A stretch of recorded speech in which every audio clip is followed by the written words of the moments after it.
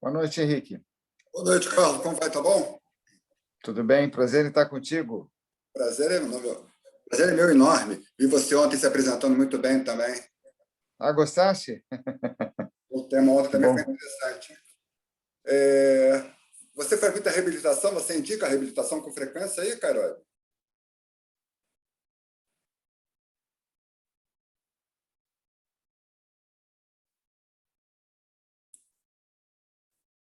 Tem uma congelada na imagem. Não, agora estou ouvindo. Se eu Agora, faço reabilitação? eu faço quando eu não opero próstata. Eu não Sim. opero. Mas quando me encaminham para fazer reabilitação com injeção, eu faço com um bom resultado. Sim. Injeção, sempre com injeção. Acho que a injeção ela devolve o paciente mais rapidamente à atividade sexual, com bom resultado, com boas ereções, e conforme for com o tempo, o paciente pode ir diminuindo a dose ou espaçando a frequência das injeções. Eu acho que é um resultado mais rápido e devolve ao paciente a autoconfiança mais depressa. Eu acho isso importante. O Caio já está conectado também. Nesse artigo aí não fala sobre injeção em nenhum momento, né? Essa revisão aí do Journal Urology não fala nisso. Então, é só medicamento e outros dispositivos, né? Eu até vou perguntar para o Caio depois sobre esse assunto, que quando o paciente não responde, eu inicio logo da retirada da sonda, e as recomendações estão mostrando que as medicações de demanda não funcionam, como ele vai apresentar, né? Mas eu inicio com a tadalafila oral diária, logo que tira. Mas tem algumas considerações a respeito, né? Não é todo urologista que gosta de sexualidade, né, Henrique?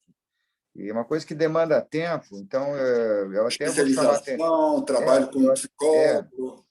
Eu até vou comentar um pouco sobre esse assunto, que é mais amplo, né?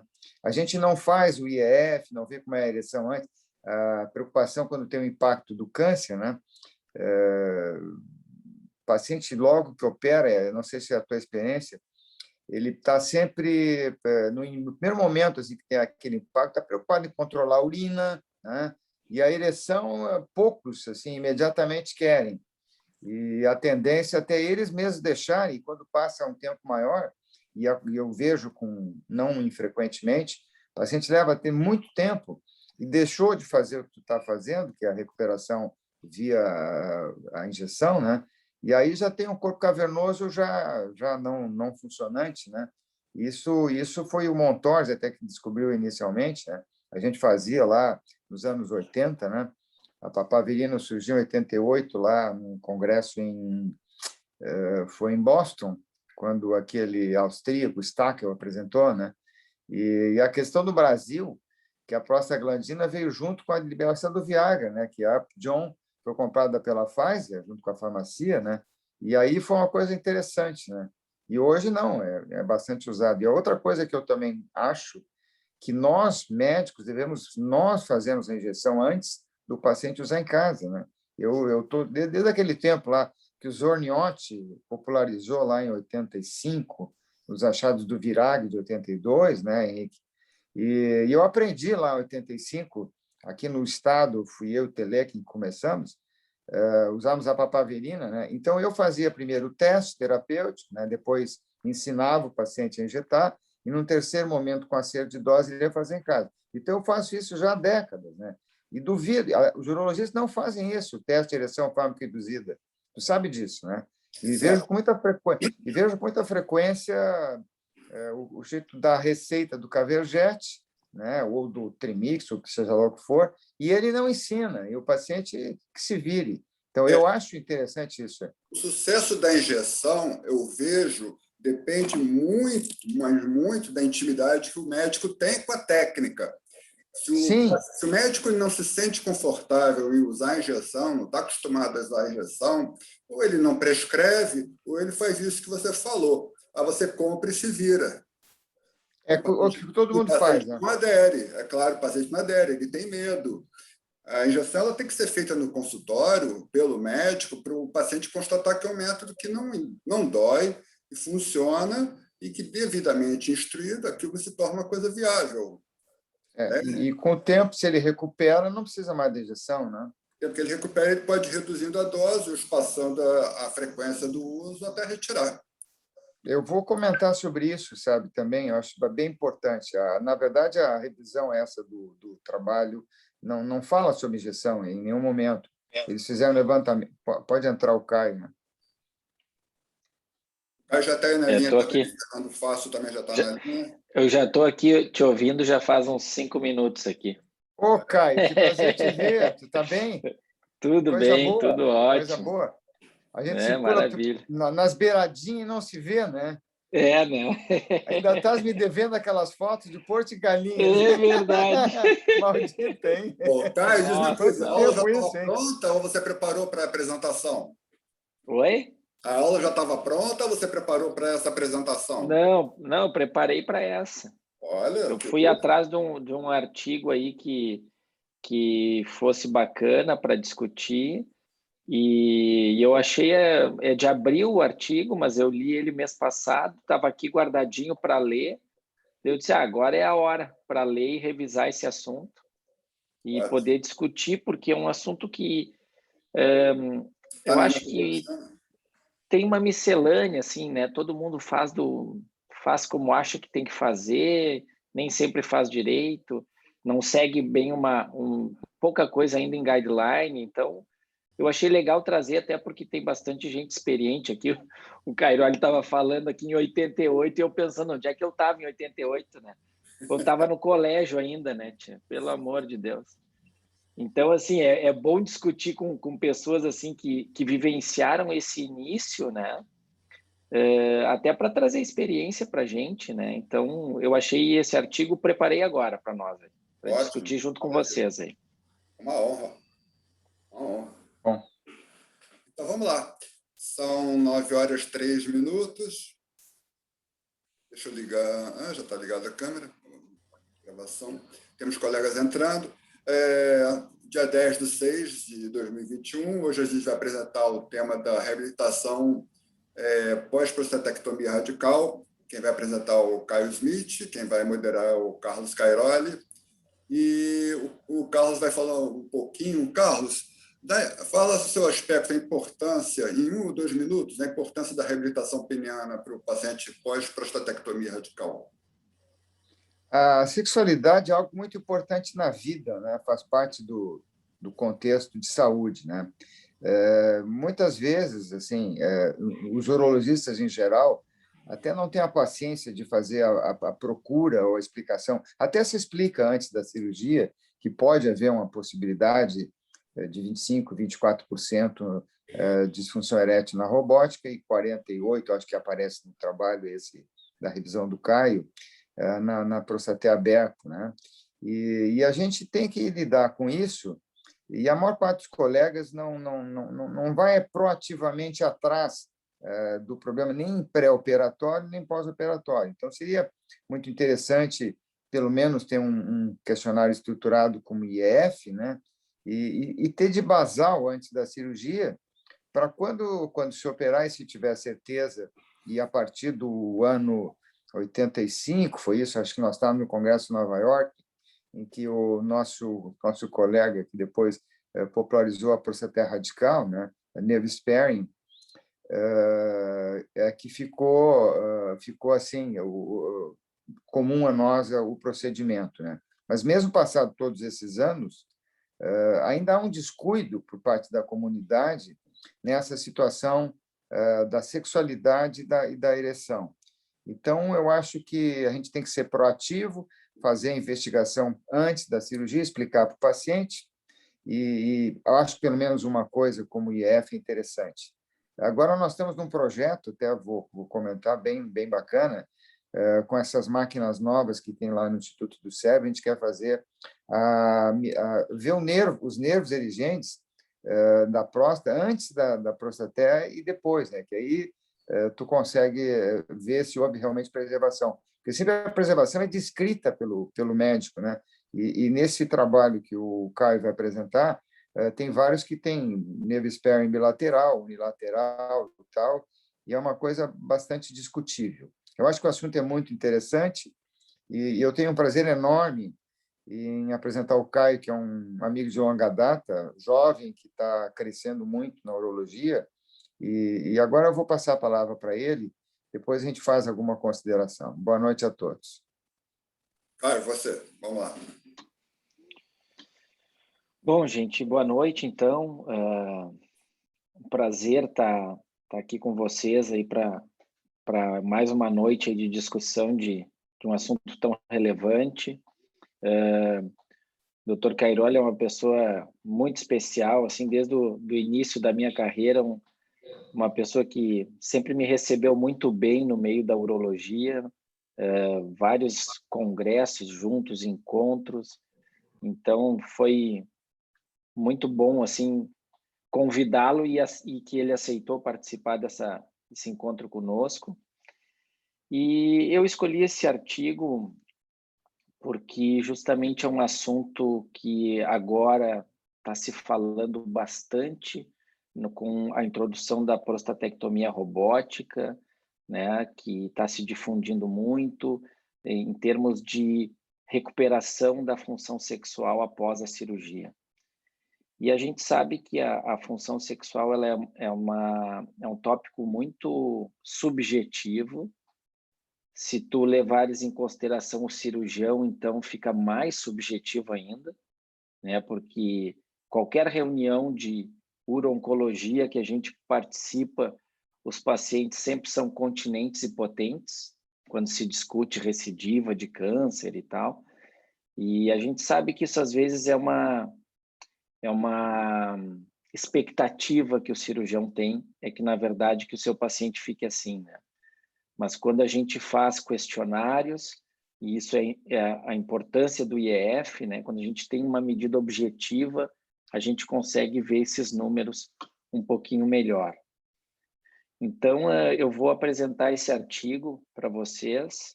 Eu vou compartilhar minha tela aqui. Compartilhar. Ok.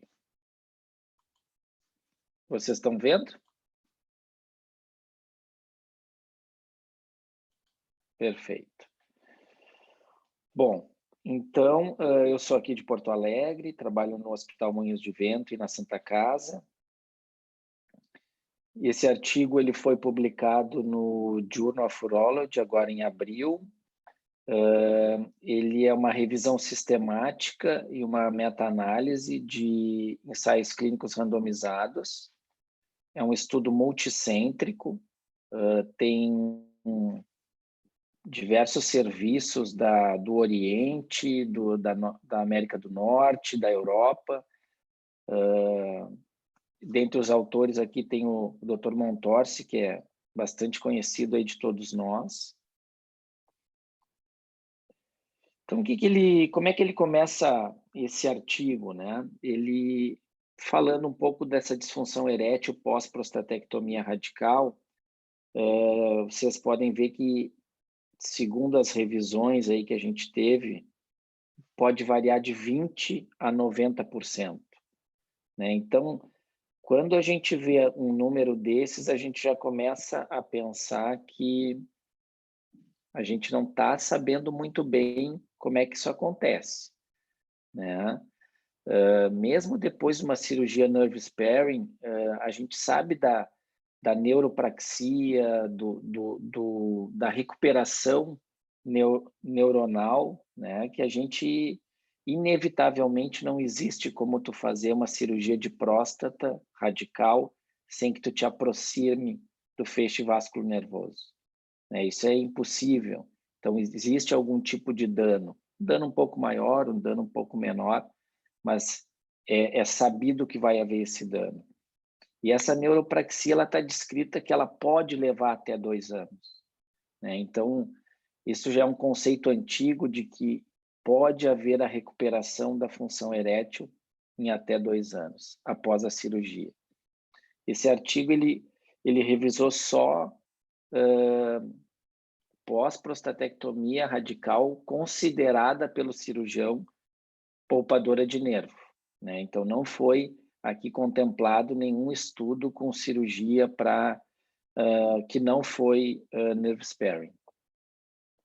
Outra coisa interessante é que eles buscaram estudos que tinham o objetivo do retorno à função erétil pré-operatória. É diferente de função erétil pós-operatória, o paciente ter uma função sexual, mas pior do que era antes da cirurgia. Então, eles buscaram como estudos que avaliaram o retorno da função erétil ao baseline dos pacientes. Então, eles viram que esse retorno ele costuma ser baixo, né? Um estudo publicado no Sexual Medicine de 2013 mostrava que é menor que 20%, porque tinha uma variação muito grande em termos de idade do paciente, o status pré-operatório do paciente, qual é a função, né, erétil dele antes da cirurgia, que técnica cirúrgica foi utilizada, se é cirurgia aberta, se é cirurgia laparoscópica, robótica, se é centro de alto volume, se é centro com baixo volume. Então, isso acaba influenciando e impactando no resultado ao retorno ao baseline. Outra coisa que eles falam é sobre os programas de reabilitação peniana, né, que eles vêm sendo desenvolvidos já há algum tempo, né, e vem se estudando isso cada vez mais. E o conceito de reabilitação é a utilização de algum tipo de droga, algum aparelho ou algum exercício isoladamente, não é? Ou até mesmo em associação com mais de uma técnica. Para que isso? Esse programa, esses programas, o conceito é que tu diminua esse tempo da neuropraxia, que tu diminua o tempo de recuperação da função erétil e não simplesmente deixar a história natural de até 2 anos. Então, nesses últimos 20 anos, aí, muitos estudos apareceram, diversos esquemas surgiram, e o que eles falam, né, na construção dessa meta-análise? É que o consenso hoje é que não tem consenso, né, de qual o melhor programa de reabilitação. A gente hoje não teria uma recomendação de qual o melhor esquema de programa de reabilitação. Então, o objetivo desse estudo era fazer uma revisão sistemática e uma meta-análise das estratégias atuais para programa de reabilitação peniana. Tá? E isso, eles queriam muito identificar qual a estratégia que foi mais efetiva de todas as que estão descritas na literatura. Então, eles fizeram uma busca no PubMed e no Web of Science. Eles selecionaram só estudos randomizados e o endpoint primário tinha que ser a taxa de paciente que retornou à função erétil pré-operatória ao final do programa de reabilitação. Então, esse era o endpoint primário dessa revisão. O endpoint secundário, que também é muito discutido, é os efeitos adversos que esse programa de reabilitação pode trazer. Então, eles queriam ver estudos que analisaram a taxa que os pacientes retornaram à função erétil pré-operatória e a que custo foi isso, em termos de efeitos adversos. Quais foram os fatores de inclusão, então? Tinha que ser ensaio clínico randomizado, comparando um programa de reabilitação pós-prostatectomia radical, comparado com placebo ou com nenhum tratamento. Então, tinha que ser comparado com alguma coisa, seja um placebo ou até mesmo nenhum tratamento. E, além disso, que esses estudos também aferissem os efeitos adversos desse programa de reabilitação. Então, esses eram estudos que eles queriam selecionar. O que eles excluíram? Estudo observacional, estudo de revisão, cartas editoriais, resumo de congresso, relato de caso, ou artigos que não tivessem na língua inglesa. Quase todos, então aqui eu coloquei um textinho ali do artigo mesmo, né, que quase todos, quase todos incluíram nessa revisão, excluíram pacientes que tinham fator de risco para disfunção erétil. Então, assim, se tinha paciente com diabetes, se tinha paciente com hipertensão, com doença isquêmica, tudo isso eles excluíram dessa revisão, tá? Para que tentasse ver, assim, o paciente mais ideal para que não tivesse nenhum fator de confusão prejudicando a reabilitação. Então, aqui tem um organograma de como é que foi a inclusão desses estudos. Talvez quem esteja assistindo no celular vai ficar meio pequenininho, né? Daí pode dar o zoom ali e tentar melhorar a visão. Mas só para vocês terem uma ideia, quando eles colocaram as palavras-chave disfunção erétil, prostatectomia radical, tratamento, reabilitação, ensaio clínico randomizado, chegou em 290 artigos. Aí, desses 290, sobraram só 157, porque alguns eram duplicados. Depois desses 157, então, eles foram para o screening, né, para ver se preenchia critérios de inclusão, se tinha algum critério de exclusão, e ali eles tiraram 118, porque alguns não eram, a maioria não eram relevantes de acordo com o critério de inclusão, muito provavelmente porque não avaliavam ao retorno da função erétil ao baseline. 6 eram artigos de revisão e 3 relatos de caso. Daí já sobrou 39.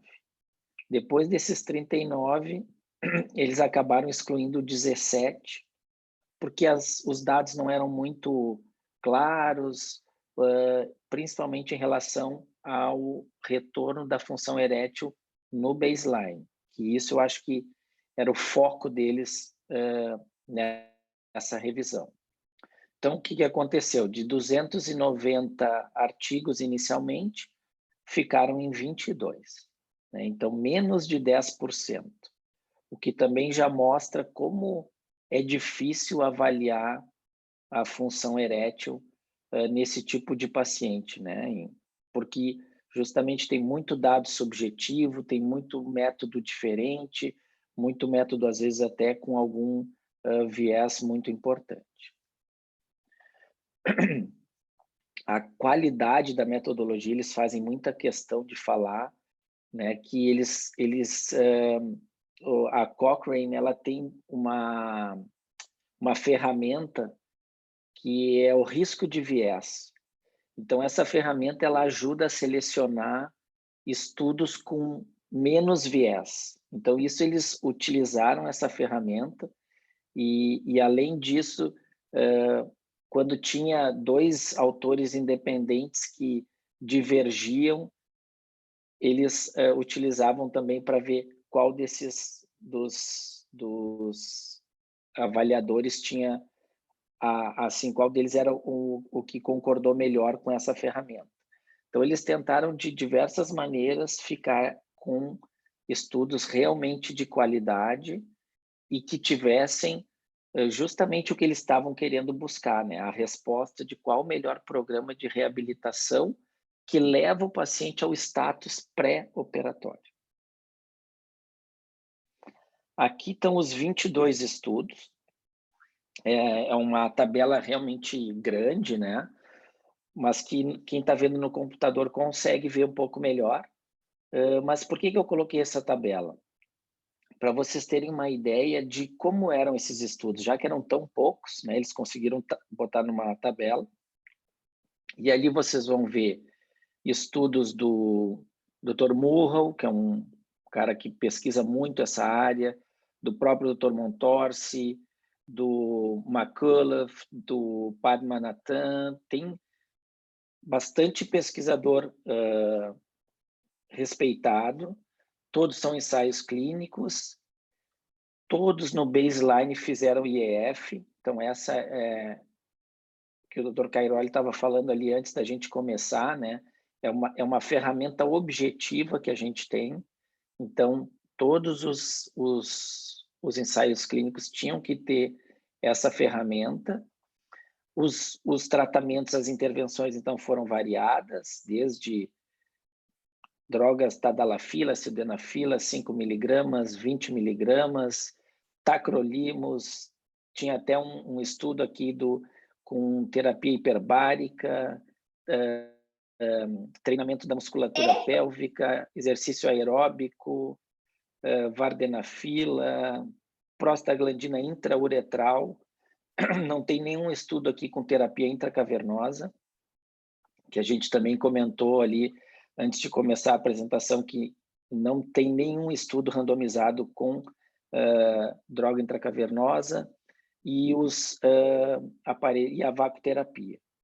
Então, são diversos estudos, são 22, follow-up variável, entre 3 meses, o que tem menos follow-up, até 18. Então, esses são os estudos que eles avaliaram. Quais são as características, então, desses estudos, né?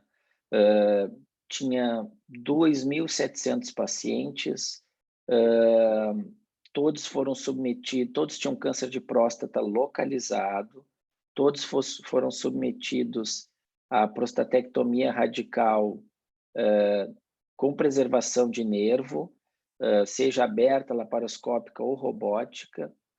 As publicações foram feitas entre 2006 e 2019. Tinha 831 pacientes tratados com placebo ou que não fizeram tratamento nenhum e 1.880 pacientes tratados com algum tipo de programa de reabilitação. Essa é a tabela principal, eu dividi ela em duas. Aqui está mostrando os programas que mostraram efeito benéfico. Então, o que melhor mostrou efeito benéfico foi o treinamento da musculatura pélvica, do assoalho pélvico, com uma chance de 5,21 de voltar ao status pré-operatório, mas eles também atribuíram uma característica para as intervenções, que era o grau de certeza de que essa intervenção realmente funcionou. E o grau de certeza desse treinamento da musculatura pélvica é muito baixo, porque ele apareceu só em 2 publicações, e nessas 2 a amostra ainda era muito pequena. Então, eles colocaram aqui, mas depois nós vamos discutir ali, na discussão do artigo, que o grau de certeza de que realmente o treinamento do assoalho pélvico funciona é muito baixo.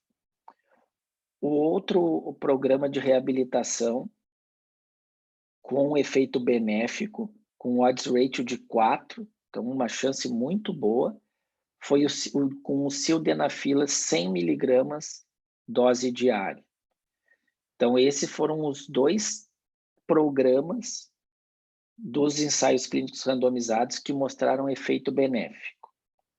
Todos os outros não mostraram efeito benéfico estatisticamente significativo. A gente até pode discutir isso depois. Mas aí vocês veem que aqui a vardenafila diária, sildenafila em dose flexível, que o paciente podia tomar um dia sim, um dia não, um sim, 2 não, 10 miligramas de vardenafila todos os dias, 25 miligramas de sildenafila todos os dias. Esses aí não tiveram um efeito benéfico e o grau de certeza ainda baixo. A vacoterapia, tadalafila 20 miligramas diária, 5 miligramas diária, 20 miligramas sob demanda, hiperbárica, tacrolimus. Teve um estudo estudo com atividade aeróbica. Então, nenhum desses estatisticamente mostrou benefício ou chance de o paciente voltar ao seu status pré-operatório. E aqui do lado eu botei a tabelinha do Forest Plot, que é visivelmente esses números que tem na tabela, que é mais fácil, a gente está acostumado a ver essas tabelas, né? E aí a gente pode ver bem que aqueles que cruzam a linha ali do 1, né, eles se tornam estatisticamente não significativos. Então, vocês veem que só os 2 primeiros é que tem um efeito totalmente positivo, mas tem alguns ali que eles dão uma atravessadinha só na linha, né? Aquela coisa do estatisticamente significativo, mas talvez clinicamente relevante, né? Que é o vardenafila 5 miligramas regular, sildenafila regular, sildenafila 25, vacoterapia já cruza um pouquinho, a tadalafila de 5, ela ficou bem ali encostando a linha do 1, né? Então, esse gráfico ele é bom para a gente visualizar qual está mais para o lado direito, que é o lado do benefício, e qual realmente está mais para o lado esquerdo. Por exemplo, ali vocês veem o exercício aeróbico, que eu confesso que até então eu nunca tinha lido nada sobre isso, nem esse artigo, mas tu vê que ele está bem para a esquerda, né? Mostrando que realmente ele talvez não tenha benefício nenhum. Aqui, então, eles fizeram uma subanálise do uso regular, alta dose, o uso regular, baixa dose, e o uso flexível e o uso sob demanda das medicações. E vocês veem que o único que ficou totalmente à direita é o regular alta dose, que é justamente o da sildenafila de 100 miligramas. Porque o on-demand, ali o primeiro, que é o sob demanda, ele tende mais para o benefício, mas ele cruza. Aquela dose regular, mas flexível, que o paciente, enfim, um dia sim, um dia não, um sim, 2 não, faz como tu achar melhor, ele é mais para a esquerda. E o regular baixa dose, ele quase atingiu a significância, né? Então, acho que isso às vezes também, esse tipo de gráfico, ele também nos ajuda a interpretar o resultado estatístico, mas também que a gente possa usar, né, na nossa prática clínica com uma certa segurança. E olha que interessante, o endpoint secundário deles, que era o efeito adverso, eles não conseguiram fazer uma análise, porque a maioria dos estudos não faziam a coleta adequada desses dados. Então, vocês veem assim que um não está disponível, num estudo não estava disponível, no outro estudo, alguns eram considerados efeitos adversos, outras coisas não eram consideradas efeito adverso, mas a maioria ali não está disponível.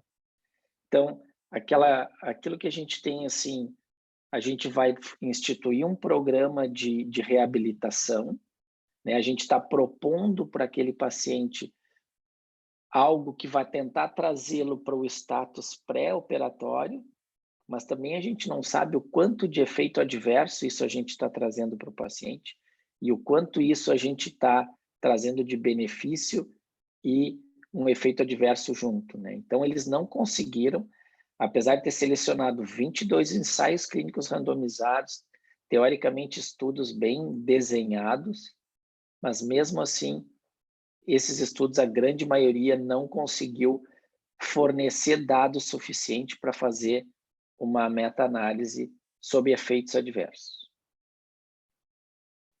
O que eles colocam como potenciais vieses da análise que eles fizeram destes estudos? Cegamento, que não é possível, por exemplo, no treinamento do assoalho pélvico e nem do uso de aparelhos de vácuo, né? Não tem como cegar um paciente para isso.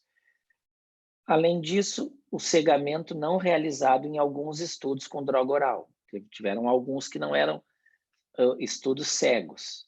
Então, isso também, às vezes, a gente sabe que na disfunção erétil, o efeito placebo ele é muito importante. Então, quando não tem um cegamento, tu enfraquece um pouco a tua evidência. Além disso, a ausência de dados sobre descontinuidade, né? Por que descontinuou? Foi um efeito adverso? Foi o desejo do paciente?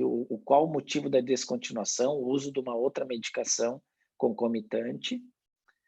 E um outro potencial, que esse a gente já é bem sabido, é sobre as técnicas cirúrgicas. Que a gente sabe que a cirurgia aberta é diferente da laparoscópica, que é diferente da robótica, e se o cirurgião que tem alto volume, independente da técnica, tem um melhor resultado, e o cirurgião com baixo volume, independente da técnica, tem um resultado inferior. Então, essa diversidade nas técnicas destes estudos também podem acabar nos atrapalhando um pouco na interpretação dos resultados. Bom, o que eles discutem, então, depois de apresentarem os resultados? Que o programa de reabilitação ele é uma parte integrante do manejo pós-operatório da prostatectomia radical, porém, a evidência da eficácia do programa e de qual o melhor programa ainda merece um consenso. Ainda não existe bem um consenso de qual a melhor técnica. Vocês veem que o primeiro estudo em reabilitação foi em 1997. Então, nós estamos falando de algo de quase 30 anos atrás. E depois disso vem vários estudos, e até o momento a gente ainda não conseguiu atingir uma recomendação muito contundente e que possa ser seguida ou pela maioria ou pela uma parcela de urologistas que se dedicam a essa área. O que eles colocam? Né? Que o presente estudo deles, que compararam a eficácia, a estratégia, né? Eles sugerem que a sildenafila 100 miligramas diária é a que mais provavelmente aumenta a chance do indivíduo voltar ao seu status pré-operatório, tentando eliminar os fatores de confusão, né, e os fatores responsáveis por essa recuperação, que a gente sabe que cada indivíduo tem a sua. Né? Eles encontraram, né, que os outros inibidores da fosfodiesterase, com diferentes doses, não têm a eficácia comprovada em fazer esses pacientes retornarem à sua função erétil pré-operatória. Tanto o consenso da International Consultation for Sexual Medicine, como também a última atualização dos guidelines da AUA, eles falam que ainda permanece não comprovado qual o melhor protocolo de reabilitação. Né? Os estudos, então, o resultado desses estudos que eles analisaram agora, né, eles acreditam que possa ser útil numa futura recomendação de guidelines.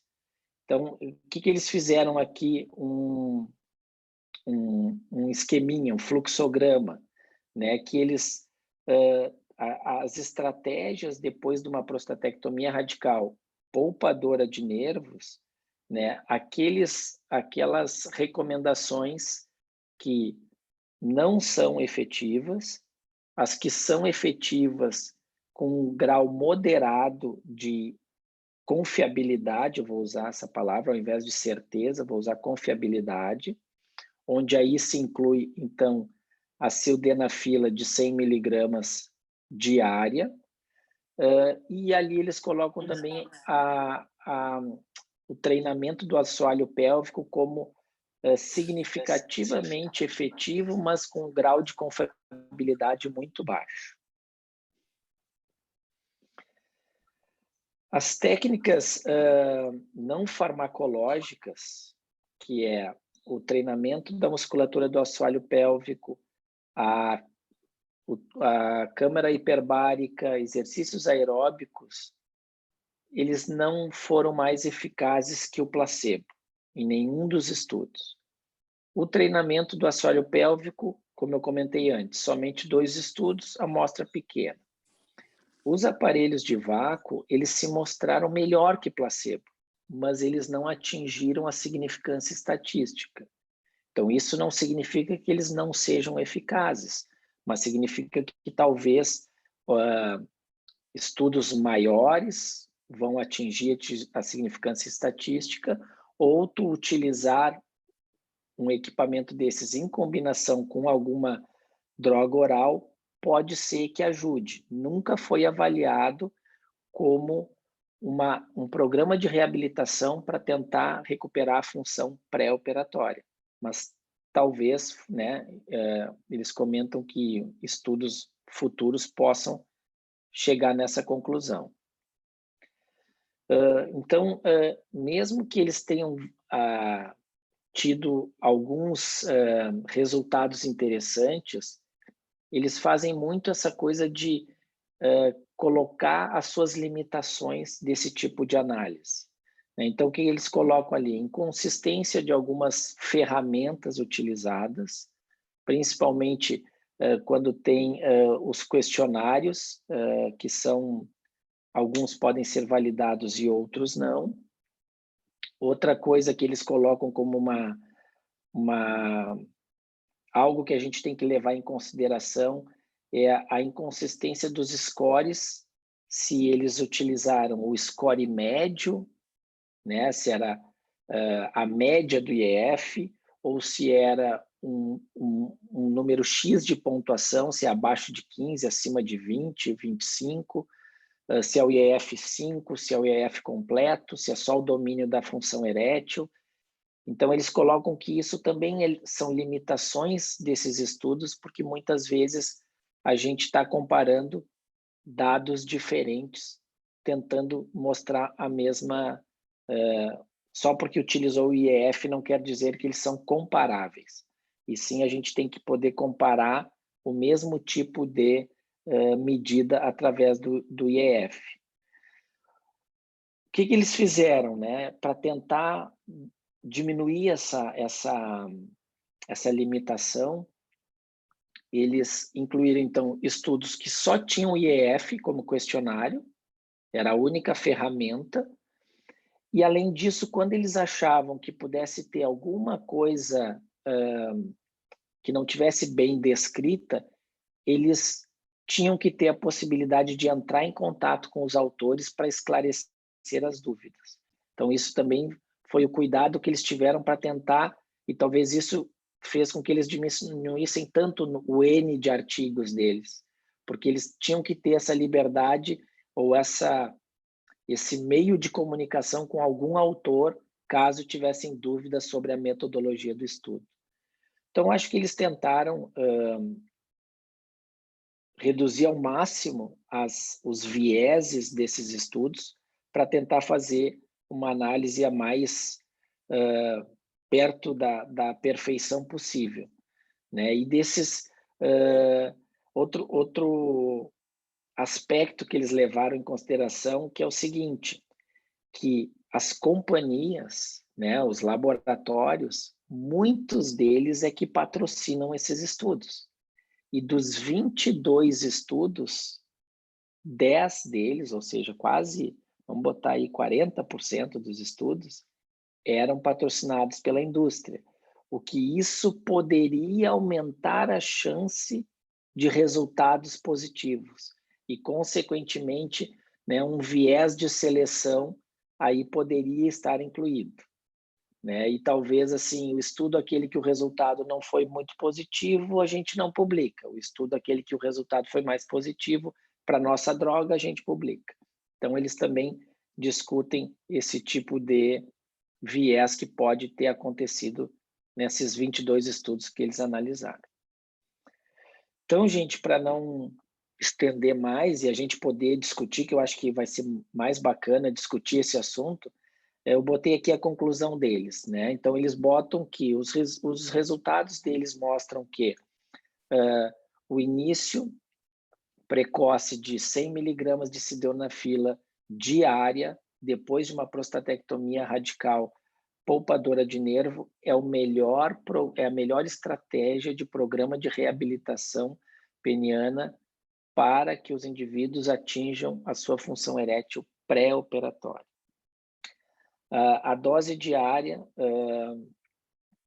dos IPDS-5, né, independente do tipo, podem aumentar essa chance. O programa de reabilitação sob demanda não deve ser considerado como uma recomendação ou um programa de reabilitação. O treinamento do assoalho pélvico pode ser uma ferramenta em combinação com a terapia do sildenafila de 100 miligramas, ou se houver uma contraindicação ao uso dos inibidores da fosfodiesterase. No entanto, né, eles colocam que isso pode ajudar a reabilitação se realmente a gente conseguir uma boa confiabilidade, que não foi encontrada, porque ela seria, né, isenta de efeitos adversos por não ser uma droga, né, uma droga via oral. Então, esse é o estudo que eu trouxe aí para vocês e queria poder discutir aí com vocês o que vocês acharam e a experiência de vocês na reabilitação pós-prostatectomia radical. Vou parar de compartilhar aqui, que aí agora eu consigo enxergar todo mundo. Caio, então, estou à disposição aí para a gente conversar sobre esse assunto. O que você acha que esses trabalhos não levaram em consideração a importância do nível hormonal desses pacientes na recuperação da função erétil pós-operatória? Esses ensaios clínicos que eles selecionaram, eles viam o IEF antes e o IEF depois. Em nenhum momento no trabalho eles falam de nível hormonal ou dosagens hormonais. Então, ali não tem nada falando que eram todos eugonádicos, por exemplo, ou o percentual de hipogonádicos em cada grupo. Ali, pelo menos nesse estudo, eles não levaram isso em consideração. Mas, com certeza, isso é importante, né? Ok.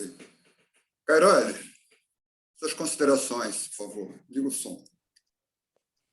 Muito boa apresentação, Caio. Agradável te ouvir aí. Eu fico, vamos dizer, até orgulhoso de vocês, né? Interessante algumas coisas, né? Já era mais ou menos consensual que o tratamento on demanda não é recomendado, né? Não é recomendado. A gente tinha várias coisas interessantes, né? Claro que tu comentaste que dos 22, 10 eram patrocinados pela indústria, o que tem o viés de resultado, né? Falando em dose máxima, se a gente for ver o C50, né, que é a capacidade que uma molécula tem em inibir metade a ação de uma enzima, que é o inibidor da fosfodiesterase, in vitro, a vardenafila é mais potente. E não aparece nesse levantamento nunca a vardenafila 20 miligramas, que equivale a 100 miligramas do sildenafil, em nenhum trabalho diário, não é? Isso também é outra coisa interessante, né? E em nenhum momento também eles fizeram a coisa que foi inicialmente o Montorsi, que até desenvolveu em 97, que foi um ano antes até do lançamento aqui no Brasil, em 98, do Viagra, né? Então, ele fazia lá com a injeção intracavernosa, que hoje ainda é uma arma que, até eu conversando com o Henrique, usada. A gente tem como preditivo pós-operatório, a tumescência, né? Uma vez tendo tumescência, a gente sabe que esse paciente vai evoluir para recuperar. E realmente esperar os 2 anos não é uma boa, porque a gente sabe que existe uma diminuição do tamanho do pênis, encurtamento, né? E a gente tem que ser proativo, como tu havias comentado inicialmente, fazer o IEF, enfim. Essa outra questão que é subjetiva do nerve sparing, né, do salvador de nervo, né? Nesse levantamento que foi feito aí, muito bom, tem trabalhos que não fala que é bilateral, fala que é um lado só. Então, isso é o dado que é extremamente, na minha opinião, extremamente subjetivo, como, lógico que numa cirurgia robótica a gente pode ver melhor, né? Tem uma magnificação maior da imagem que vai operar, mas, de qualquer maneira, o nerve sparing é negativo no sentido assim, de alguém disse que foi, né? E é muito difícil, porque o feixe pode ir mais para cima e o nervo pode ser lesado de algum modo. Então, talvez possa fazer parte do nosso armamento um exame futuro em que a gente avalia o nervo pré-operatório e pós-operatório. Também é importante, desculpe eu falar mais, mas é a questão da nossa experiência, essa questão do urologista ir atrás disso aí, fazer o IEF antes e fazer o IEF depois, para poder comparar realmente os tratamentos, né? Então, assim, de tudo que foi mostrado, inclusive aparecem os trabalhos de recuperação do assoalho pélvico, que são... Tem um colega brasileiro, até tem um Fornari, um Fornari que é colega gaúcho e faz parte, que é o do Lira, mas sempre um N pequeno e ele não tem esse comparativo com placebo com outra coisa. Então, a aferição objetiva também é difícil. Então, eu fazia a pergunta para vocês, já que não apareceu no trabalho, qual seria o papel eventual? Assim, o paciente não imediatamente não responde e ele pode ter que necessitar injeção intracavernosa. O que tu pensa, Caio?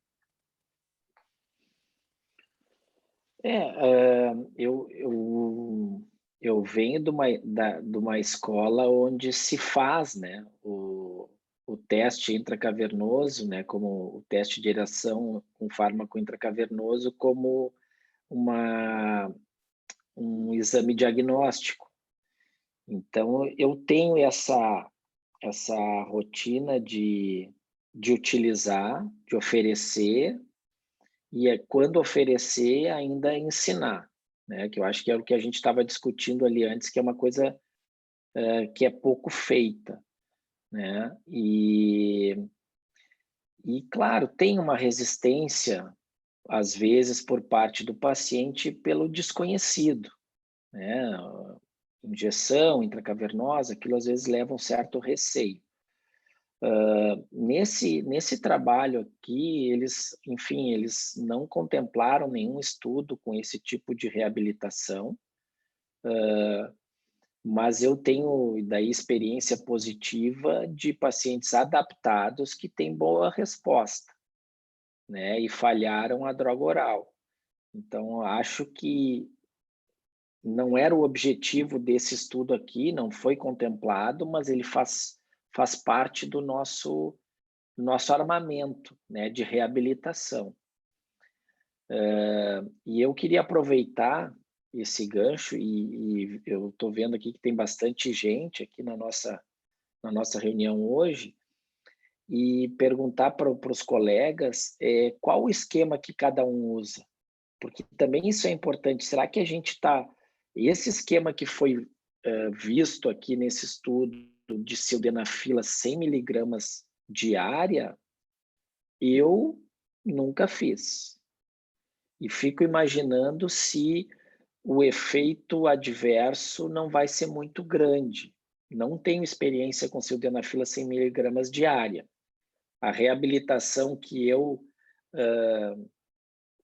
faço de rotina é a tadalafila 5 miligramas diária ou a tadalafila 20 miligramas 3 vezes por semana. Agora, sildenafila 100 miligramas, que é o que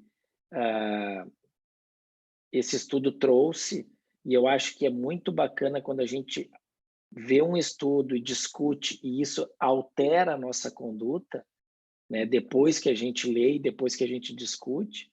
Então, eu queria ver se alguém faz esse esquema, se alguém já fez experiência, porque realmente eu não tinha experiência nenhuma com 100 miligramas diário.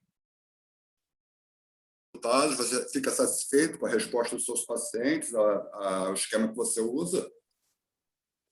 Sim, eu tenho bons resultados com a tadalafila. Eu nunca comparei os meus pacientes não fazerem e fazerem, porque eu sempre faço. Fernando? O microfone está desligado, Fátio. Liga o som, Fernando, liga o som. Pronto, ligado. Boa noite a todos, boa noite o Caio, boa noite Carlos, boa noite Henrique. Bom, eu vou completar uma coisa do Caio, dizendo o seguinte: canja e bom senso cabe em qualquer lugar. E eu também, eu não tenho experiência com 100 e eu acredito que o efeito adverso a esses pacientes talvez seja maior. E tem um trabalho muito interessante que eu estou levantando para fazer a apresentação lá naquele dia de uma prestação de homenagem ao Ariel, que diz o seguinte: nós somos muito mais de tratar tudo vasculogenicamente e a gente esquece que tudo que o Caio falou é que a neuropraxia é uma lesão do nervo. Independente de 1982, o nosso colega descreveu a cirurgia de nerve sparing, mas o que acontece? O que acontece é que quando você tira um tecido que você remove a próstata, sai com vesículas seminais, aquele leito que ficou vai ser acomodado com tecido vesical e uretra. E o que vai acontecer em cima de qualquer feixe vasculonervoso, é processo inflamatório, depois processo cicatricial. E você tem lesão de inervação. E a gente insiste em trabalhar só a parte vasculogênica. Não é o suficiente para você mudar o status quo do paciente. Parece que o futuro é medicina regenerativa. Parece que é um capítulo novo que a gente vai ter, porque provavelmente células-troncos ou mesmo a futura litotripsia com melhores máquinas, ou então o PRP. A gente vai caminhar para outras coisas, porque o que a gente tem feito, Caio, Cairoli, Henrique, todo mundo aqui, a gente não tem saído do lugar. Os nossos pacientes, como esperar 2 anos num paciente de 52 anos de idade que está perdendo o casamento? Esse paciente vai evoluir inexoravelmente, até porque financeiramente é melhor, para o implante de prótese peniana. Então, reabilitação peniana, a gente está tendo muito pouco a discutir. Eu acho que a palavra reabilitar, vem o verbo reabilitar, é devolver aquilo que era anterior. E a gente não está entregando muito bem isso, não. Eu também continuo, viu, Caio, com o tadalafila, e eu logo entro com injeção intracavernosa, como disse o Cairoli, e mais precocemente eu tenho colocado implante de prótese peniana. Lembrando também que muitos pacientes, antes de operar, já tinham dificuldade também, né? Muitos pacientes que nunca tiveram problema de próstata nos procuram queixa de disfunção erétil dos 40, 50 anos. Então, muitos pacientes que operam já tinham problema antes de operar, independente da cirurgia. Por isso que uma ferramenta como, por exemplo, o IEF é importante nesse momento, porque é o único jeito objetivo que tu pode até conversar com o paciente sobre como ele era antes e como ele é agora, porque a percepção às vezes muda também. Existe uma aura sobre o câncer de próstata e disfunção erétil, onde às vezes quando tu faz o diagnóstico, a disfunção erétil já inicia. Tu nem fez o tratamento ainda e ele já começou a ter disfunção erétil. Então, isso é importante a gente ter um pré e pós-operatório. E eu concordo com o que o Cairoli falou lá no início, que pouca gente se interessa pela parte de disfunção erétil. Muitas vezes faz o diagnóstico do câncer de próstata, prepara, indica a cirurgia, trata, depois vem o primeiro PSA, a continência, e aí quando vem a função erétil, tu já te perdeu, tu não sabe como é que era antes, como é que ele vinha vindo, né? Então, isso a gente às vezes perde esse dado e depois se atrapalha, porque daí a gente não tem nada para comparar. Porque, como tu falasse, né, Henrique, às vezes antes já não era tão bom, e aí depois fica pior, e tu quer que o cara seja normal, se o cara ele não era já normal antes, né? Então, tu poder ter uma ferramenta pré-operatória, e o IEF é um questionário que eu considero fácil, eu nunca tive problema de aplicabilidade. Tem o IEF-5, que facilita ainda, né? São 5 questões, e pode dar para o paciente até levar para casa, né? Então, acho que isso também é importante, a gente poder avaliar antes da cirurgia como é que ele é, para depois sim fazer um programa de reabilitação para que ele volte ao que ele era antes, e não ao que ele gostaria de ser. Eu acho assim, inclusive, posso me atravessar aqui, Caio, tem coisas que não se explicam para o paciente, né, dessa área sexual da ereção. Inclusive, assim, o fato da climatúria, né? A climatúria é mais de 10% de frequência e tem colega urologista que nunca ouviu falar de climatúria, né? Então, isso o paciente tem que ser avisado que isso pode acontecer, né? Então, isso são coisas que quem lida com essa área, como o Caio, bom, o Fácil, então, é o nosso mestre, né? O que é um prazer para mim, a evolução dele, eu tenho até orgulho assim, de vocês aí. Pode crer que eu que já sou remido da SBU, né? Eu fico orgulhoso de ver o Fácil, ver tu assim tão bem, Caio. E, então, essa coisa de examinar bem o paciente, avisar antes isso, né? E uma coisa que ocorre, assim, não está escrito nesse trabalho, o paciente no pós-imediato ele não está mais preocupado tanto com... Ele tem aquele impacto da cirurgia, ele fica não querendo perder urina e tal, e aí vai algum tempo depois está preocupado, né? E aí vai perdendo aos poucos, né? Não há a fisiologia do corpo cavernoso vai se perdendo, como o Fácio falou, é uma lesão neurológica, né? E vai diminuir o óxido nítrico intracavernoso e certamente isso aqui vai se tornando um corpo cavernoso menos viável, né? Então, essa nossa intervenção precoce, quando a tumescência não existe e os 100 miligramas, eu fico imaginando a questão aparece no trabalho o efeito adverso, até tu havias comentado. Eu jamais usei 100 miligramas de sildenafil. A gente usa quando tem falha, associação do diário com doses máximas e tal, mas isso acho que é comum a vocês todos, né? A gente usa a tadalafila diária, quando falha, a gente vai a 100 miligramas ou vardenafila 20 e sildenafila 100, né? Mas não essa diária, que tanto pode ser de manhã quanto à noite, e em efeitos adversos, eles no trabalho esse que tu apresentaste, não parece que descreva como se fosse maior, né? É a mesma coisa, dispepsia, dor de cabeça, é mais assim, vermelhidão no rosto. Então, eu sei que o custo deve ser alto, né? O custo é alto, que nós não temos o reimbursement, né? Mas, em termos de efeito adverso, no trabalho, ele não fala nada.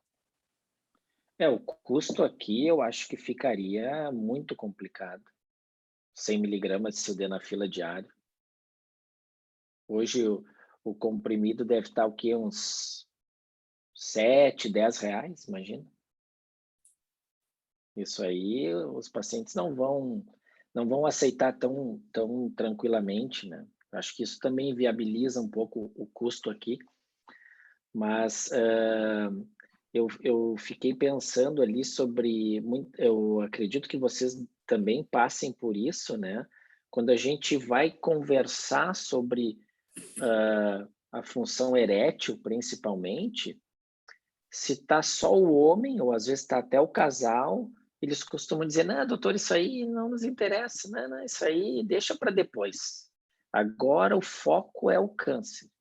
Mas aí no 3º mês pós-operatório, onde o estresse cirúrgico já passou, aí vem aquele, sim, mas e agora? Eu disse, pô, né? Agora a gente conversou, vocês quase não me deixaram falar antes, né? Mas é isso que a gente tem que trabalhar. Então, para nós que gostamos dessa área, já não é fácil. Para 90% dos urologistas que não gostam dessa área, se o paciente diz, isso a gente deixa para depois, aí segue o baile. Deixa para depois, então mesmo. Né? E aí a gente pode, às vezes, perder o timing dessa hipóxia do corpo cavernoso, né? E reabilitar ele depois. E talvez a gente vá acabar realmente com implantes mais precocemente, como o Fátio falou. Interrompendo de novo, né? Em relação ao uso da injeção intracavernosa, é absolutamente rotina, né? Os colegas que trabalham com isso dão a receita de prostaglandina, Caverjet ou Trimixman, não fazer, e não explicam, né? Eu acho que isso é fundamental em termos até de aderência, porque essa coisa da injeção, quando vai injeção no pênis, doutor, eu acho que tem que fazer o urologista pessoalmente, testar, mostrar que não dói, ver que é fácil, né? Ensinar para depois, no segundo momento. Acho que também é outra coisa que essa mensagem deve ser passada, né, Caio? O Henrique também, acho que é favorável em relação a isso, pelo que tu me disse, faz parte da tua formação, né? E da minha. E eu estou tentando agora que o nosso grupo também faça. Eu acho que tem ótimos meninos lá que vão seguir isso aí. Vamos aproveitar que nós temos vários colegas aqui presentes, perguntar se alguém tem algum tipo de abordagem um pouquinho diferente daquilo que foi apresentado até agora.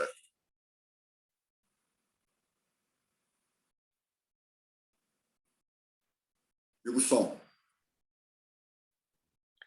Bom, eu trabalhei durante 25 anos dentro do Hospital do Câncer, daqui de São Paulo, AC Camargo, e eu introduzi essa cirurgia dentro do hospital, vivi toda a sequência evolutiva dessa cirurgia. Eu cheguei no Hospital do Câncer em 1987, então eu peguei bem o início da prostatectomia radical, houve muitas mudanças ao longo de todos esses anos, muitas dessas reuniões aí com o pessoal de reabilitação eu vi nos Estados Unidos, etc. Então, a gente veio adquirindo um monte de experiência ao longo desses anos, né? Eu acho que a primeira coisa que acontece, que é muito importante, é que paciente você está operando. Uma coisa é você operar um paciente de 70 anos que tem uma condição erétil que já usa algum medicamento como Viagra, ou Cialis, etc. E outra coisa é aquele paciente que tem 45 anos de idade, que tem uma ereção espetacular nessa fase da vida. Então, são pacientes completamente diferentes. Outra coisa são as comorbidades que o paciente apresenta. Se você está diante de um paciente que tem um diabetes estabelecido, mesmo que não seja insulino dependente, mas que já tem alguns anos, esse paciente tem um déficit de tanto vascular como neurológico já muito importante. Então, você tem até que no pré-operatório já dizer essas coisas para ele, o que é que vai acontecer, o que você está esperando do caso dele, né? Eu vi as coisas mais absurdas possíveis. Se eu contar alguns negócios para vocês anedóticos, acredite em mim, porque eu estou falando a verdade. Eu tinha um paciente relativamente jovem que eu fiz uma cirurgia meio porca, a coisa não saiu do jeito que eu queria, e até um ano e 2 meses, eu para esses 2 pacientes eu perguntava, pô, e aí, como é que está a ereção? Não, doutor, não tem ereção nenhuma, é zero. Eu ficava, aquilo me machucava, né? Pô, não é possível. Será que esse cara não vai melhorar? E aí eu passei a não perguntar mais nada para esses pacientes. Incrivelmente, 3 anos se passaram, 2 pacientes que até 1 ano e 2, 3 meses, sei lá, não tinham nada de ereção, falaram que a ereção voltou completamente ao normal. E eu não acreditei. Eu falei, deixa de ser mentiroso, rapaz. Eu era muito amigo dos pacientes, tá? Bom, esses dois pacientes me trouxeram as esposas para que elas confessassem, dissessem para mim que eles não estavam mentindo. Então, por que eu estou contando esse caso? Para explicar a coisa da denervação neurológica e o que o nosso organismo pode se reabilitar. E as lesões neurológicas elas podem ser reabilitadas até 18 meses depois de uma intervenção em qualquer nervo, né? Então, são coisas muito estranhas que me chocaram e me ensinaram a ver isso. Eu tenho pacientes que simplesmente tiraram a sonda. Naquela época, nós deixávamos, inicialmente, eram 3 semanas, a história da prostatectomia eram 3 semanas de sonda, depois 15 dias, depois 10 dias. Eu vivi esse 10 dias. E eu me lembro de um rapaz jovem que tiramos a sonda com 10 dias. No dia seguinte, ele voltou à consulta, brincando comigo: ô, doutor, eu vim aqui só para dizer uma coisa. Eu falei: ué, mas você não veio ontem? O que diabo está acontecendo? Não, doutor, eu vim dizer que sou o melhor cirurgião do mundo, porque eu já tive uma relação sexual. Mas era um cara de 45 anos de idade. Então, aquela história que eu estou dizendo para vocês, é difícil a gente avaliar. Se colocar todo mundo no mesmo saco e avaliar, é completamente diferente. Agora, acredito piamente, sim. Esse negócio de sildenafil 100 miligramas, para mim, é uma grande bobagem, porque o que nós temos que pensar para esses pacientes é a reabilitação da ereção noturna, porque nós temos 2 horas de ereção na fase REM. É isso que interessa. Esse é o foco. Tudo que nós fizermos para melhorar a circulação peniana, por isso que o pênis diminui. Se você for atacar o pênis, a reabilitação, 6 meses depois, já era, compadre. Então, fazer a vacoterapia, fazer a injeção, explicar para o paciente, você fazer a injeção, como nós aqui colocamos, isso faz parte da reabilitação peniana. E para aquele paciente que você vê, não, fiz uma cirurgia boa, seja robótica, sei lá qual for, não, eu preservei um nervo, eu tenho confiança de que esse paciente tem que voltar, pelo menos, às condições pré-operatórias. Agora, há casos que a cirurgia foi bem feita, tudo aconteceu do bom e do melhor, o paciente está consciente das coisas que tem que ser feitas e faz, e o negócio não melhora de jeito nenhum. Ou seja, é uma grande incógnita isso ainda, nós não sabemos com certeza aqueles pacientes intermediários que vão voltar a ter uma função regular ou aqueles que nunca mais vão conseguir chegar a esse patamar. E aí vem, com o tempo, que a gente vai ter que dar uma solução para o caso e, eventualmente, a solução é até prótese peniana. É o que eu falo para o paciente. O melhor paciente para colocar prótese é aquele paciente que tem algum grau de ereção. Por quê? Porque esse paciente vai ter a oportunidade de usar um inibidor da 5-fosfodiesterase e melhorar a qualidade da ereção, ter um pênis rígido com uma certa circulação peniana. É assim que eu vejo. A minha experiência, mais ou menos, é isso que eu estou colocando para vocês.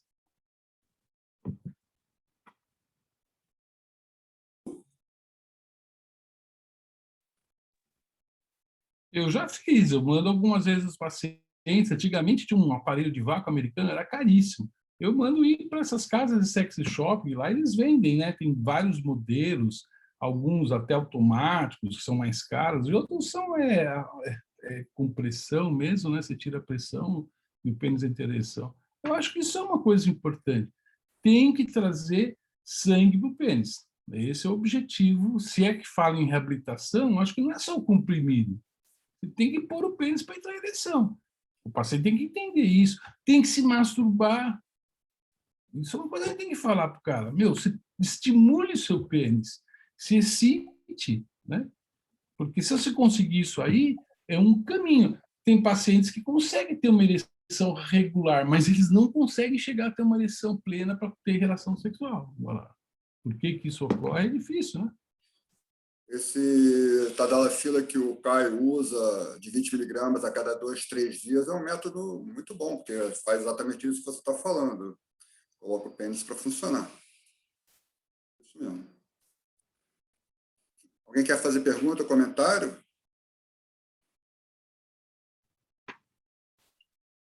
Se quiser, liga o Agora, som. uma coisa que eu ia falar, eu acho que eu vejo muita cirurgia robótica agora. Aqui em São Paulo, pelo menos, se você não fizer robótica, você não opera ninguém, né?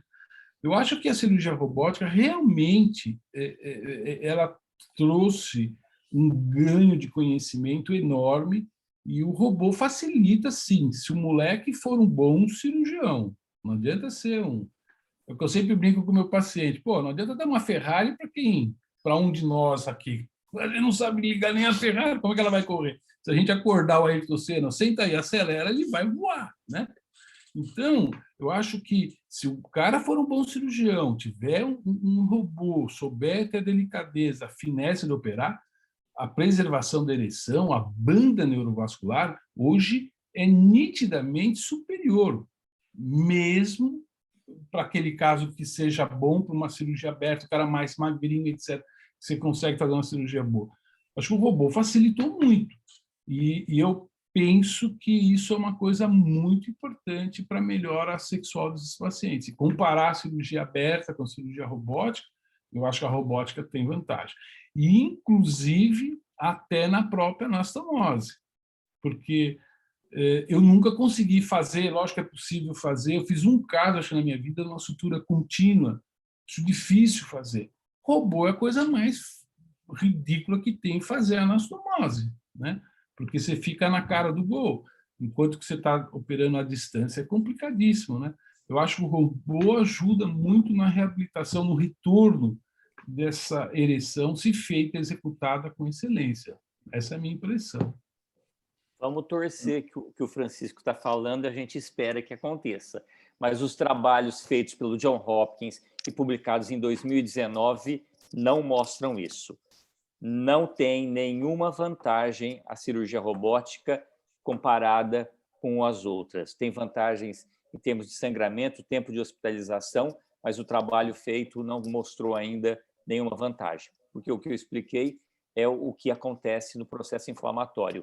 O Dr. Burnett tem uma experiência grande de quando ele colocava eritropoetina para proteger o feixe vasculonervoso. Não protegeu. Agora, o Trinity está tentando fazer a colocação de células-tronco, até eles faziam uma calha para proteger, que ela se desfazia. Também não consegue. Então, não é o processo cirúrgico, porque com cirurgia aberta, eram inúmeros os colegas que preservavam também o feixe vasculonervoso. Mas não é só isso. Tem mais coisa ainda que a gente não sabe. Não, concordo com você que tem. A gente não sabe esse mundo, mas, assim, se você vê o vaso, a artéria, a veia, você vê o feixe muito mais robusto, é óbvio que aquilo vai ser melhor ao paciente, que você não consegue uma cirurgia aberta por mais experiência. Eu, modéstia à parte, eu acho que eu sou um cirurgião um pouco acima da média, porque eu vivi cirurgia a minha vida inteira. Mas isso não me habilita a dizer para o paciente que eu vou conseguir operá-lo e deixar ele continente. Eu nunca falei um negócio desse paciente, porque eu sei que a verdade não é essa. Às vezes você faz a cirurgia linda de morrer, está tudo errado. Até incontinência urinária o cara tem. Como é que o cara conseguiu esse brilhantismo? Então, a gente não é dono dos nossos resultados cirúrgicos. Quem falar isso está mentindo, né? Eu via e vi várias pessoas falando: meu paciente está continente e potente. Aí, por algum motivo, o cara caía na minha mão. Aí eu, quer dizer que o senhor está contente e continente, tudo legal, que bacana. Como assim, doutor? Aí começa a perguntar as coisas. O cara estava perdendo urina, usava forro e nada de ereção. Potente e continente, ponto. Então, a nossa culpa como cirurgião e como pessoas sérias, isso é variável, né? Dentro dos Estados Unidos, você sabe disso, é comum um cirurgião, o paciente sangra lá, o hematócrito está 7,5, o cara não deixa dar sangue. No Memória tem 2 caras que ficaram com amaurose. Estou falando do Memória, não estou falando do Hospital de Xiririca da Serra. Por quê? Diletantismo. Eu vi um paciente na Wayne State University que sangrou só 22 litros. Eu nunca vi esse paciente sair em algum dos trials que eles mostraram. Então, tem tudo isso também, né? Quer dizer, as pessoas mentem, né? É complicado, né? Você tem que ser verdadeiro. Uma não mentira a questão da dificuldade de fazer a sutura, né, da anastomose. O nosso serviço lá da PUC, há muitos e muitos anos, o Toledo começou a fazer a contínua, então a gente que vem treinando isso desde 88, foi a minha primeira radical, a gente vem fazendo rotineiramente, então ficou muito rotinizado no serviço, então fica mais fácil, né? Agora, com o robô é mais ou menos igual o que a gente faz, né?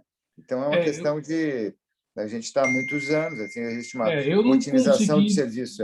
Não, é uma padronização. A cirurgia é tudo padronização, experiência, fazer. Agora, por que eu nunca tentei insistir com isso? Que cada dia eu operava com um residente diferente. Uma coisa é operar com R3, a maioria era com R1. Isso é muito difícil, porque ele nem entende o R1 de cirurgia oncológica, ele nem sabe o que é a próstata. É diferente de você ter um residente de urologia, que ele passa 2 anos estudando o diabo da próstata. São residentes completamente diferentes. E eu tinha uma troca a cada 3 meses. Então, não conseguia formar um cirurgião oncológico. O cara, na hora que ele estava entendendo mais ou menos, ele estava saindo do departamento. Se ele voltasse para a urologia, aí não, eu quero ficar. Eu tive 3 cirurgiões oncológicos se tornaram urologistas, por minha influência. Porque falei, pô, essa especialidade é maravilhosa. Eu falei, acho que é mesmo. Se você quiser fazer, vá fazer a residência e seja urologista. E foram, entendeu? Quer dizer, são meninos que fizeram 9 anos de residência. Imagina que pessoas muito diferenciadas. Eu tenho 3 residentes assim. Mas é diferente. O moleque que está focado, que vai ser urologista, ele tem interesse em aprender, diferente do outro lá, que ele quer arrancar a próstata, seja lá de que maneira for. E a cirurgia de próstata é uma cirurgia delicadíssima. Quem sabe operar não vai puxar. Eu opero a cirurgia aberta porque eu aprendi com o robô. Eu deixei de fazer a cirurgia como mandava o Walsh, anterógrada, para fazer retrógrada. No dia que eu vi a cirurgia do robô, falei, pô, eu tenho que operar o robô que está certo. Não é o Walsh que está certo. Então, foram ganhos de conhecimento que ocorreram ao longo. Agora, tem muito chão ainda para a gente andar, né? Tem muito chão. Francisco, os estudos que compararam cirurgia, a técnica cirúrgica, né, eles mostram que hospital de alto volume tem melhor desfecho. E isso tem tudo a ver com o que tu estava falando, de experiência, treinamento. Quando tu estava falando, eu me lembrei que eu fui fazer um treinamento na Califórnia de prótese inflável. Cara, eu cheguei lá, o cara fez a cirurgia em 12 minutos, sem falar uma palavra. Ele não falou nenhuma palavra com a instrumentadora e o auxiliar dele, com aquele afastador circular retrátil. Sim. Aí eu cheguei em Porto Alegre e disse, tá, vou fazer. 1h50. Eu disse, sim, né? A diferença da rotina e da prática. E quando tu vê, tu vai operar com um residente, tu vai operar com alguém que te auxilia em prótese peniana uma vez a cada 6 meses, aí a cirurgia não sai bem. Sem dúvida. Então é mais ou menos isso, a preservação do feixe, que o Fácio falou do estudo da Johns Hopkins, a potência no longo prazo ela ficou igual na robótica e na aberta, porque eles avaliaram cirurgiões de alto volume, serviços, né, cirurgiões experientes, tanto de aberta quanto da robótica. Agora, se tu pegares um cirurgião iniciante na robótica e um iniciante na aberta, a visão da robótica, é claro que ela é melhor que a aberta. Agora, quando tu compara cirurgiões experientes nas duas técnicas, o resultado do longo prazo, que é 12 meses, realmente foi igual.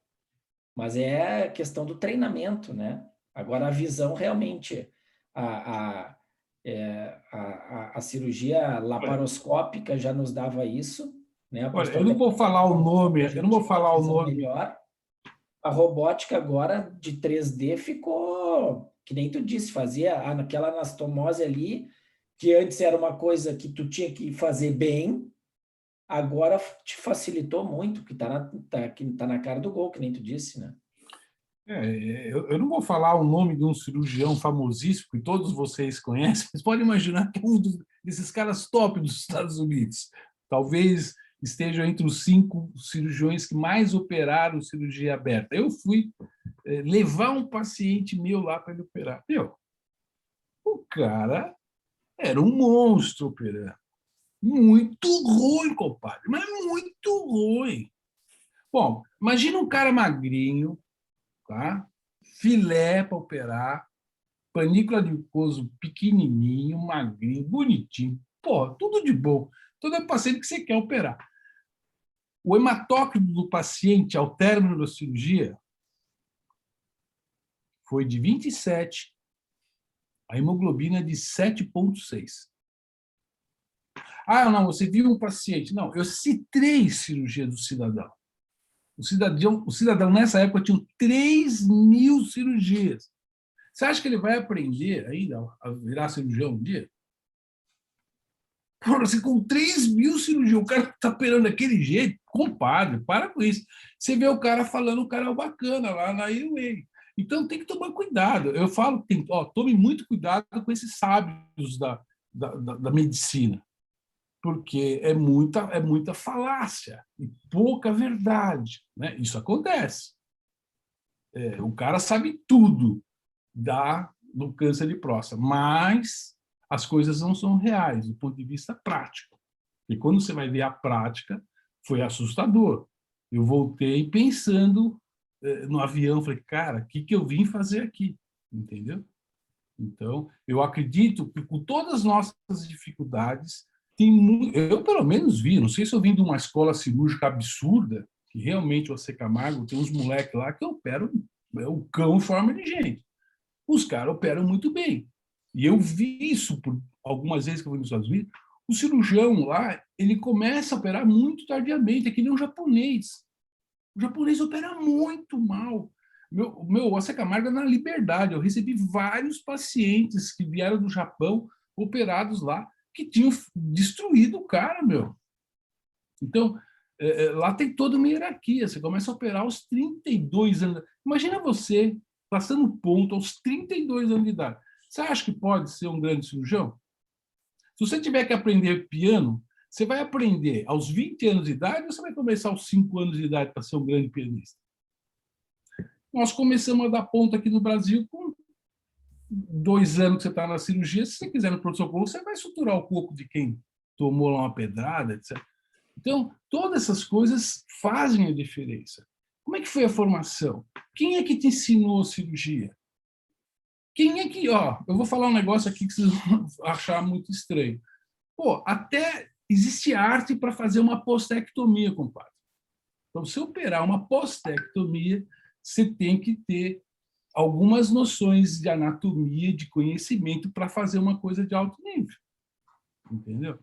Imagina uma prostatectomia radical ou uma cistectomia radical. É muito complexo, para com isso. Henrique, tu faz reabilitação peniana? Oi? Como é que é? Francisco, tu faz, né, reabilitação? Com 1.200 cirurgias, eu não abandono meu paciente nunca. Eu acho que eu quero ser um médico completo. Eu tenho que falar isso. Eu fui estudar isso, né? Qual o esquema que tu faz?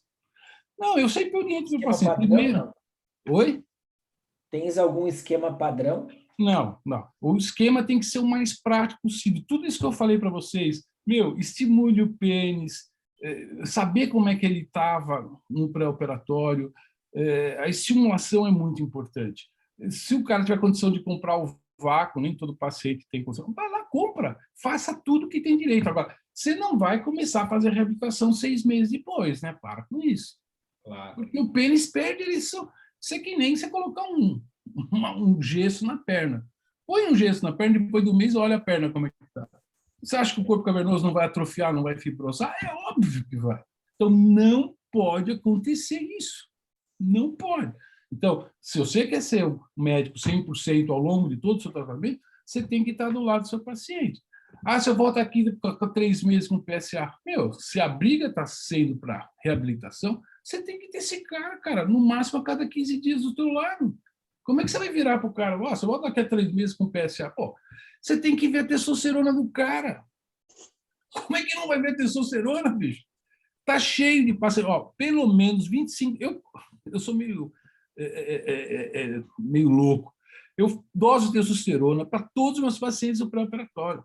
Eu sei qual é a testosterona dele. Se o cara não tem testosterona boa, eu já sei que eu vou ter um pipinaço.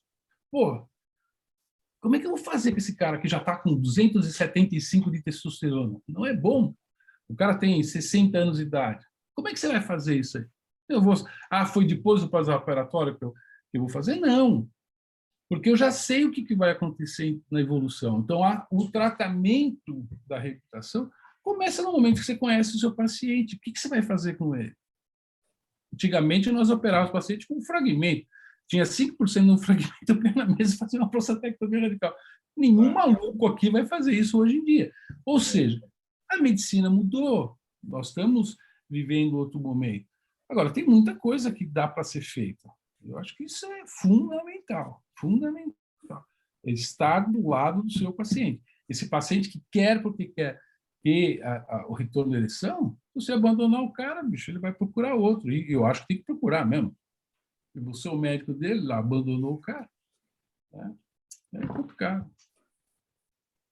Carlos e Caio, uma pergunta para a gente finalizar. Para onde vocês acham que vai caminhar daqui para frente a busca ou a progressão da reabilitação? Qual vai ser o próximo passo na tentativa de melhorar a reabilitação peniana desses pacientes? Eu vou falar primeiro, então eu vou deixar o mestre para o final. Então. Eu acredito que o estudo histológico vai nos ajudar bastante. Acho que o estudo neurológico vai ajudar bastante. A gente entender que, porque a anatomia dos pacientes é diferente. Então, quando a gente entender o status pré-operatório daquele paciente individual, função erétil, função neurológica, neurovascular daquela próstata, daquele paciente, e a gente vê como é que ele ficou no pós-operatório, a gente vai poder realmente entender qual o melhor caminho. Porque se tu tiver uma grande lesão nervosa, por motivos técnicos cirúrgicos, talvez a gente vá caminhar realmente para algo com célula-tronco, algo com substância neuroprotetora, até no transoperatório. Então, acho que vai caminhar muito mais para a gente entender mais o pré-operatório para poder comparar com o pós, porque quando a gente analisa só o pós, eu acho que a gente ainda está um pouco perdido. A gente não sabe com quem a gente estava lidando antes. Carol, para finalizar. Concordo em gênero e número, é o que eu tinha comentado, né? Eu acho que o caminho futuro é realmente entender o feixe fácil nervoso, fazer ressonância, que estamos começando, inclusive, a esse estudo, né? É impressionante que se vê, é lindo o estudo, e comparar o pré-operatório e o pós-operatório. A descrição da salvadora de nervo pode não ser muito importante. O que poderá valer, como a gente tem essa ferramenta hoje, né, que é a ressonância, e eu acho que seria o futuro, exatamente o que o Caio falou, né? Continuo pensando como Francisco, estar do lado do paciente, fazer ele estimular imediatamente após a retirada da sonda, isso é fundamental, né? Se não tivermos ainda o resultado da ressonância, já começar alguma coisa precocemente, não esperar os meses aqueles em que vai haver atrofia, certamente, fibrose do corpo cavernoso e, no final, vai a prótese. Esse é o futuro. E algumas coisas, como o Caio comentou, intracavernosas e e o Fácio também é um estudioso do assunto. Ótimo, gente. É uma discussão maravilhosa, legal, muito boa, é muito elucidativa. E eu gostaria de agradecer o Caio pela paciência de preparar a aula exclusiva para a apresentação de hoje. Cairoli, mais uma vez, quase todas as noites tem um debate para se apresentar. Obrigado pela presença de hoje. Queria agradecer a presença de todos e desejar uma ótima noite. E semana que vem tem mais. Um abraço. Obrigado, gente. Tchau, gente. Boa noite. Boa noite. Boa noite. Boa noite, parabéns, Caio. Obrigado. Parabéns. Obrigado. Tchau, querido. Bom te ver. Um Bom, abraço. meu também. Abraço.